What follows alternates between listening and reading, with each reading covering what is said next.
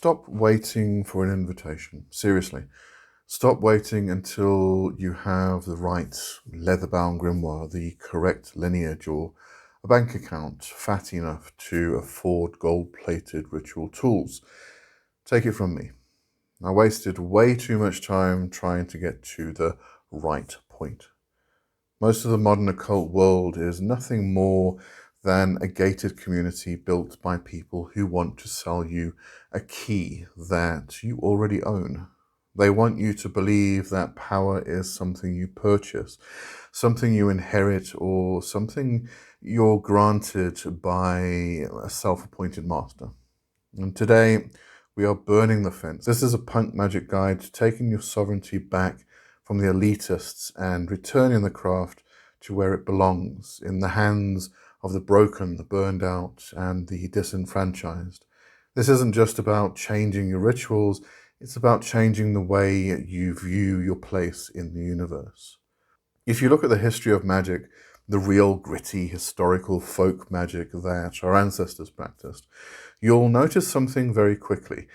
It wasn't done in velvet robes. It wasn't performed in sterile temples with expensive incense imported from across the globe. It was done by the village cunning man or the wise woman, using what they had under the kitchen sink, in the garden, or found in a muddy path. Elitism in the occult is a modern infection. It's a carryover from the Victorian era, where wealthy men tried to turn magic into a gentleman's pursuit, full of complicated Latin and expensive requirements. They wanted to create a hierarchy because hierarchies are easy to control. They wanted to ensure that the working class, the broken and burned out, felt they didn't have the intellectual capacity to command forces of nature. But your body electric, the fundamental energy system that keeps you breathing and your heart beating, doesn't care about your academic degrees. The living current, the vital, raw force that moves through all living things, flows through a concrete council estate just as easily as it flows through a gilded cathedral. Magic is a biological and planetary right, not a luxury good. When we talk about breaking free from occult elitism, we are talking about recognizing that your central or your current life right now, as it is already sacred ground. You don't need to ascend to a higher plane to find power. You need to descend back into the reality of the land you are standing on. So what is punk magic? It's not just chaos magic with a leather jacket and a safety pin. While chaos magic was a great step toward breaking paradigms, it often became too intellectual, too much head magic, and not enough heart or dirt. Punk magic is a return to the traditional folk magic mindset, stripped of the pretension and the Golden Dawn baggage, and bringing back the antinomianism, that is the rejection of societal rules, instead of the edgelord trash that is simply a rebranding of a Christian worldview. It stands on three core pillars that prioritize your personal agency over ancient permissions. Firstly, sovereignty over symbology. You are the operator. The symbols work for you, not the other way around.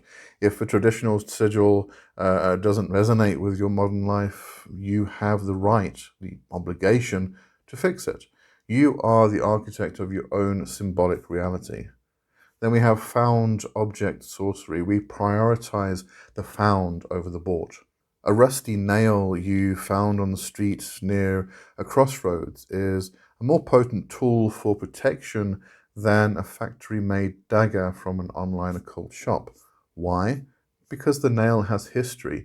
It has been tempered by the elements. It has street mana. It has survived the world, just like you have. Thirdly, the living land connection. This is the bridge away from the purely demonic and into the spirits of the here and now. It's about working with the spirits of the concrete, the weeds growing through the cracks, and the good folk in the hedges of your actual neighborhood. So let's dismantle the idea of the temple. The elitists will tell you that you need a consecrated, dedicated space that is never used for anything else. For most of us living in the real world, renting rooms, managing households, or living in tight urban spaces, that's a fantasy designed to make you feel inadequate. Punk Magick says your altar is wherever you are. Your coffee table, the top of a 5-shelf storage unit you just hauled home from a store, or even a corner of your desk where you manage your digital channel. You don't need a silk cloth. In fact, a casual graphic tee that holds personal meaning or a media-themed item is a better foundation because it connects to your actual identity. Look at your tools. You already have them. We've talked about modern tools before on this channel. That Danish dough whisk in your kitchen, that's not just for bread, it's for stirring intention, for blending disparate forces, for manifesting the living current into your physical reality. That's enameled cast iron pot. That's your cauldron, a vessel of transformation that has been seen the literal fire of the stove.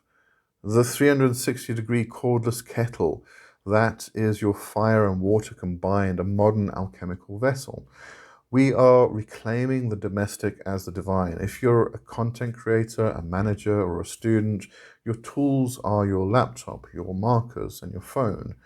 They are sigil generators. Stop separating your magical life from your real life.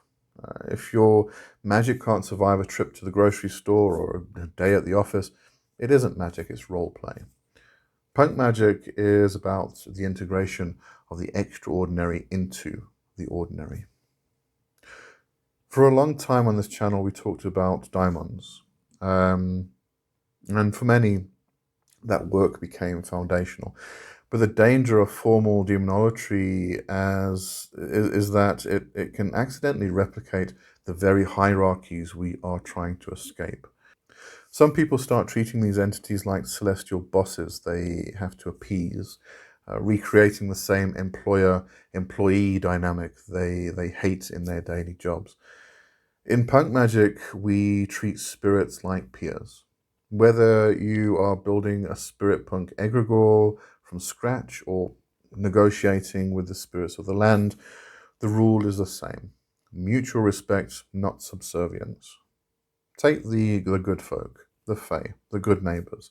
When living in a modern city, the old ways need to adapt to the new land. The next time you see a fairy, it could be wearing jeans, docks, and a battle jacket.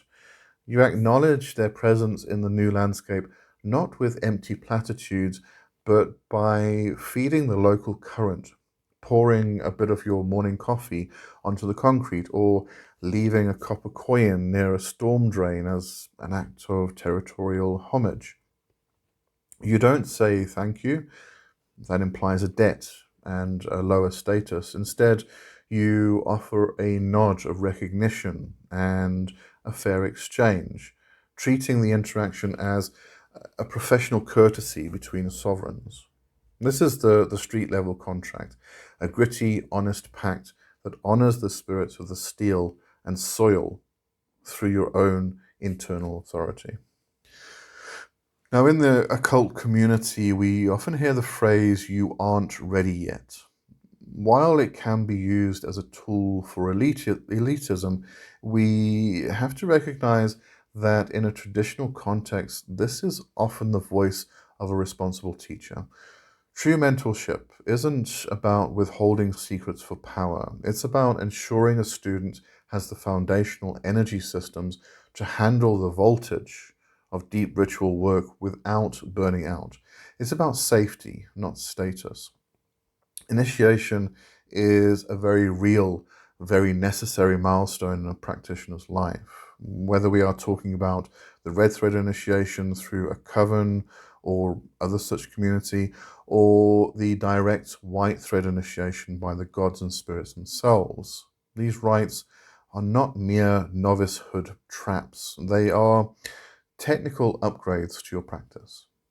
Projects like my own Temple of the Horned Serpent are designed to provide the rigorous structural framework needed to navigate these transitions safely. This isn't a simple course, it is a comprehensive instructional training built for those who are serious about moving beyond the beginning phase and into legitimate mastery. Punk Magick encourages you to experiment and find your own sovereignty, but it also respects the architecture of tradition. You don't ask for permission to be powerful, but you do seek the correct wiring before you plug into the high voltage currents of the land. If a ritual fails, it might be the design, but it might also be that you haven't yet built the internal capacity to hold the force. Discernment isn't gatekeeping, it's the difference between a successful operation and a complete system failure.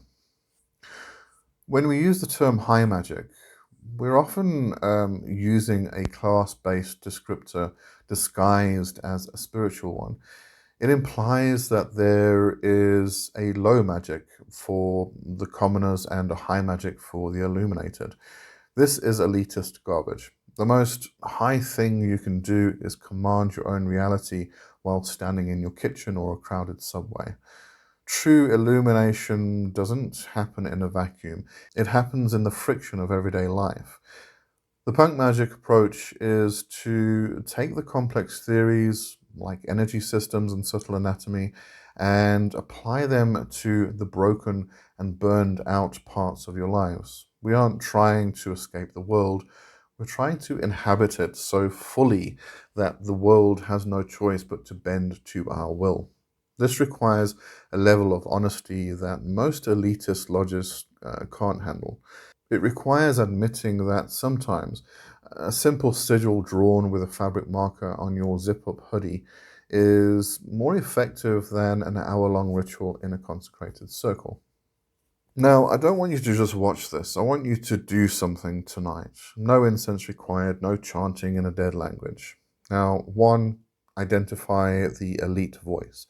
So sit quietly and find that voice in your head telling you that you aren't trained enough, special enough, or pure enough to practice magic. That is what we're going to call an eggivore. This is a parasitic thought form that eats your potential and feeds on your insecurity. 2, the sigil of the self. So grab a fabric marker or an acrylic marker, something permanent, and draw a mark on the inside of your shoe or the hem of a graphic tee you wear often. This isn't a sigil from a book. It's a mark of your own making that represents your unique body electric. Then 3, the charge. As you wear that item throughout your day, feel the current pulsing from the ground through your feet and up to your crown. Don't ask for a result. Simply affirm to yourself, I am the operator, I am the temple, I do not ask for permission. And that's the point of all of this. Not just simple rebellion, not throwing away every tradition because somebody online told you authority itself is evil. This path is about reclaiming direct relationship with the spirits, with the land, with your own mind, with your own power, because somewhere along the way, too many people forgot that magic was meant to awaken human beings, not domesticate them. You are allowed to study deeply. You are allowed to train seriously. You are allowed to seek teachers, initiations, systems, and structure. But none of these things should erase your sovereignty. The moment your spiritual path demands that you become smaller, quieter, more dependent, or less capable of thinking for yourself, something has gone wrong.